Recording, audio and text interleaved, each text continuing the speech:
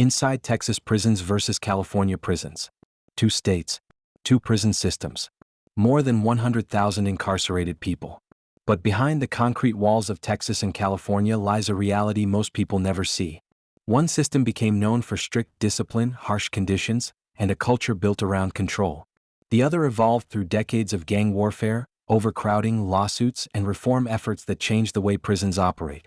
The question is simple.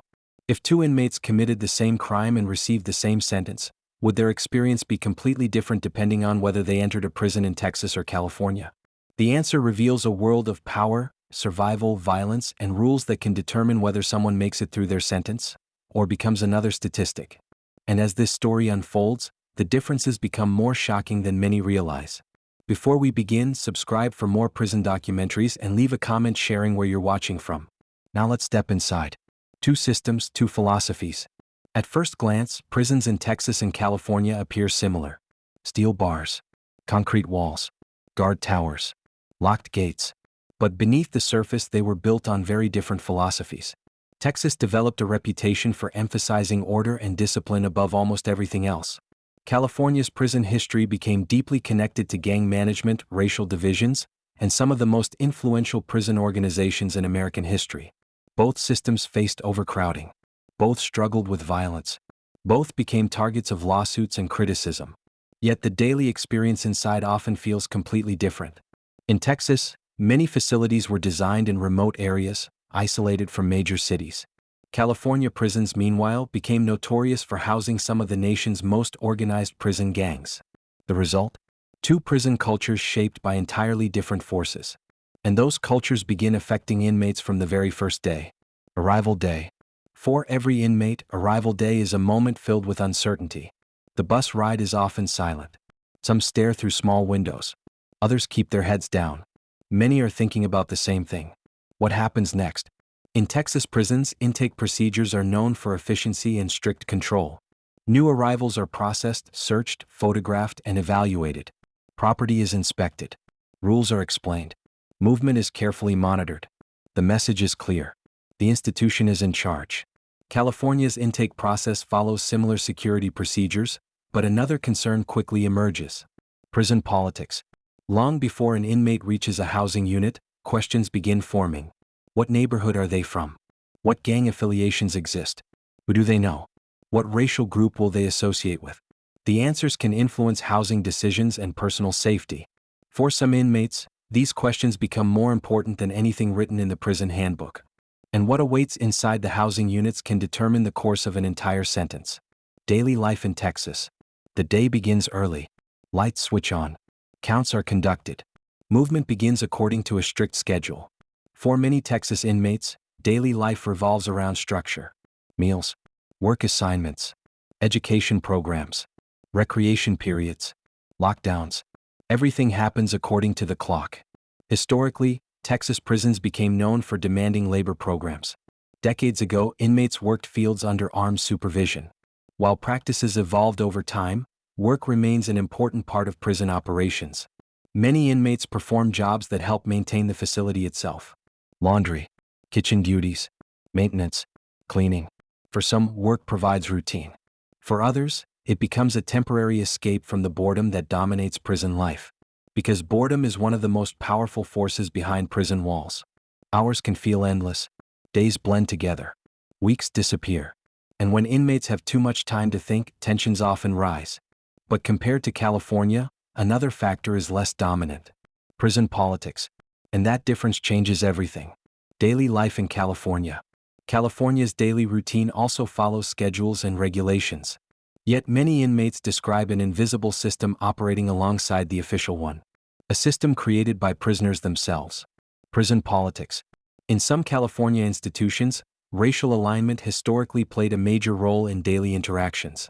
Where someone sat, who they exercised with, who they ate with, who they associated with.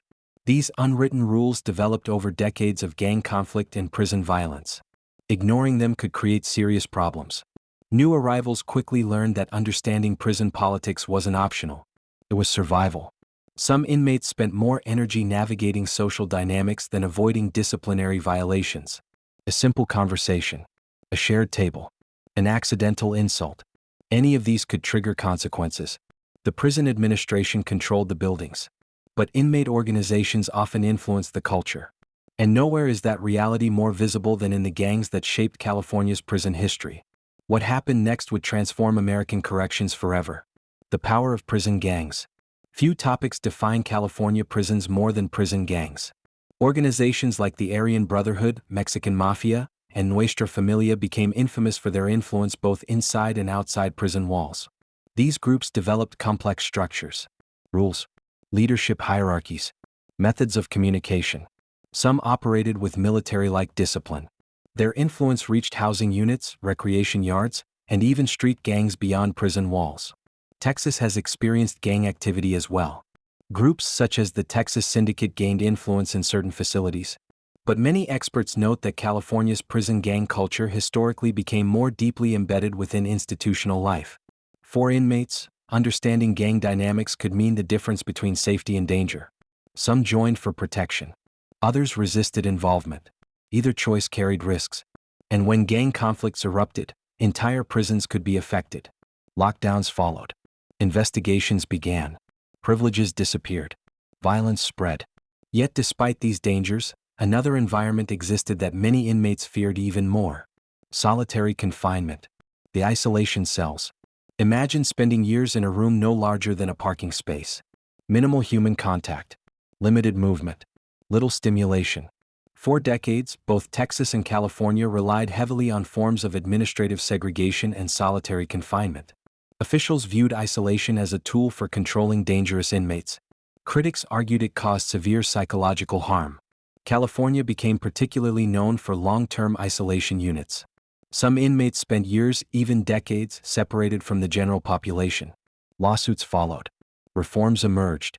Policies changed. Texas faced similar debates regarding restrictive housing practices. The psychological effects were difficult to ignore. Anxiety, depression, hallucinations, loss of social skills. Even inmates who survived violence often feared prolonged isolation more than physical threats. Because while bruises heal, loneliness can leave scars that remain invisible. And yet another challenge awaited beyond those cell doors. The struggle to earn respect. The rules of survival. Every prison develops its own culture, its own expectations, its own rules. Some are written. Most are not. In Texas prisons, respect often revolves around personal conduct. Avoiding unnecessary conflict. Handling disagreements carefully. Maintaining awareness. In California prisons, especially historically, survival frequently required understanding complex social structures. Who controls certain areas? Which conflicts exist?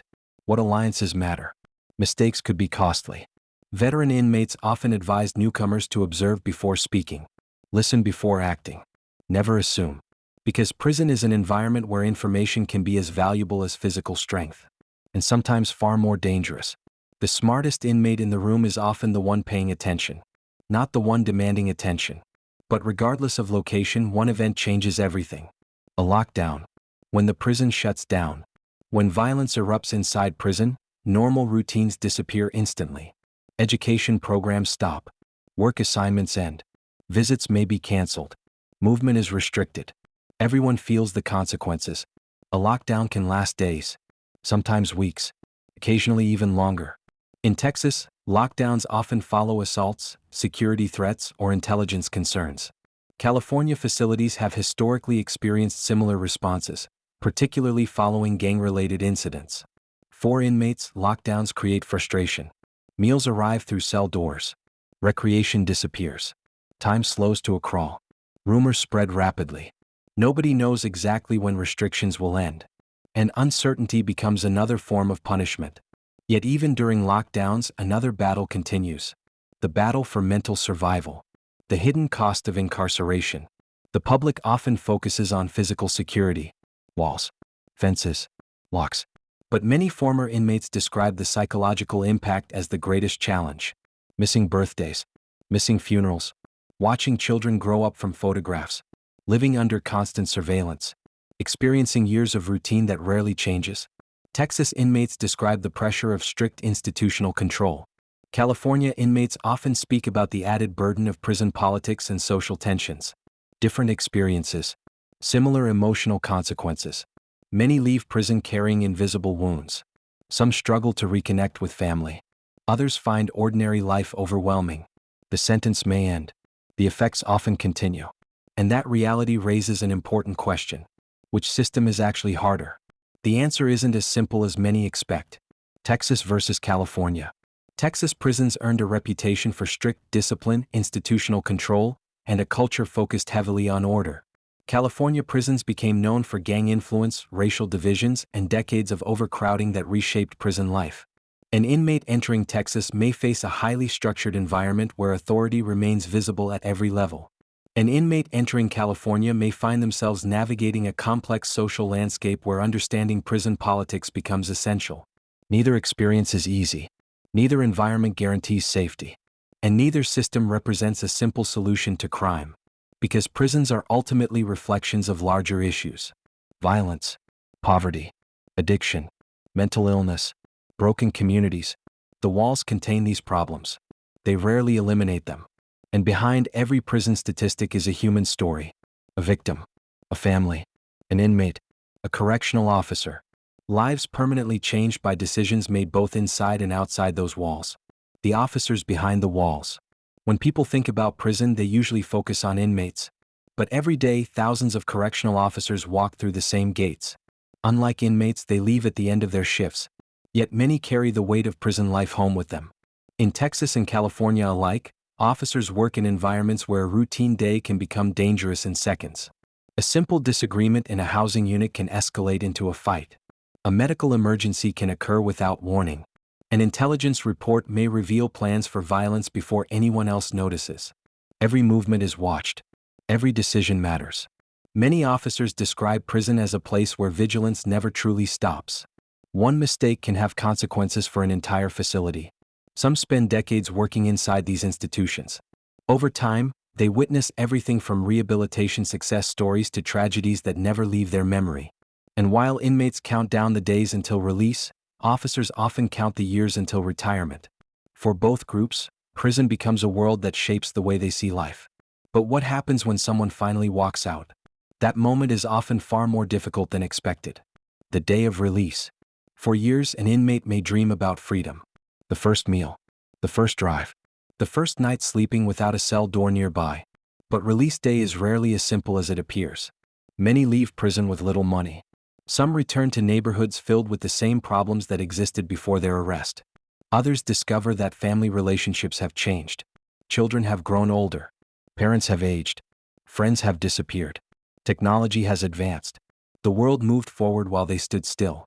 Former inmates from both Texas and California often describe the first weeks after release as overwhelming. Simple choices suddenly become difficult. Finding work becomes a challenge. Building trust becomes a challenge. Starting over becomes a challenge. For those who succeed, the transition can become a turning point. For those who fail, prison may not remain in the past for long. And that reality helps explain one of the most important debates surrounding incarceration. Does prison punish? Or does it prepare? The answer depends on who you ask. And sometimes on which prison they experienced. A system under constant change. Neither Texas nor California operates exactly as it did decades ago. Policies change. Leadership changes. Court decisions force reforms. New rehabilitation programs emerge. Mental health services expand. Educational opportunities increase in some facilities. Yet challenges remain. Violence still occurs. Contraband still enters prisons. Overcrowding remains a concern in certain areas. Staff shortages continue to affect operations. The debate over incarceration has never truly ended. Some believe prisons should focus primarily on punishment. Others argue rehabilitation should be the priority. Most agree that public safety matters. The disagreement begins when discussing how to achieve it. Texas and California often find themselves on opposite sides of that conversation. Yet both continue searching for solutions to problems that have existed for generations. And that may be the most important lesson of all. Because prisons do not exist in isolation. They are connected to the communities outside their walls. What happens inside eventually affects what happens outside. Every release, every reform, every failure, every success, the impact reaches far beyond the prison gates. Texas prisons and California prisons were shaped by different histories. One became known for strict discipline and institutional control. The other became known for powerful prison gangs, complex inmate politics, and decades of reform battles. Their methods differ. Their cultures differ. Their reputations differ. Yet behind every locked door, the reality remains remarkably similar. Human beings living in one of the most controlled environments imaginable. Some dangerous, some remorseful, some determined to change, others trapped in cycles they cannot escape. For correctional officers, every shift carries uncertainty. For inmates, every day becomes another test of survival. And for society, the question remains unresolved. What should prison ultimately accomplish? Punishment? Rehabilitation? Protection? Perhaps the answer lies somewhere in between. Because whether the prison stands in the deserts of Texas or the valleys of California, the same truth echoes through every corridor. The walls may separate people from society, but they can never separate prison from the consequences that society must eventually face. And long after the gates close for the night, those consequences continue to shape lives on both sides of the fence. Thank you for watching. If you found this documentary informative, subscribe for more in-depth explorations of prisons, crime, and the justice system. And let us know in the comments which prison system you would like to see covered next. Until next time, stay safe,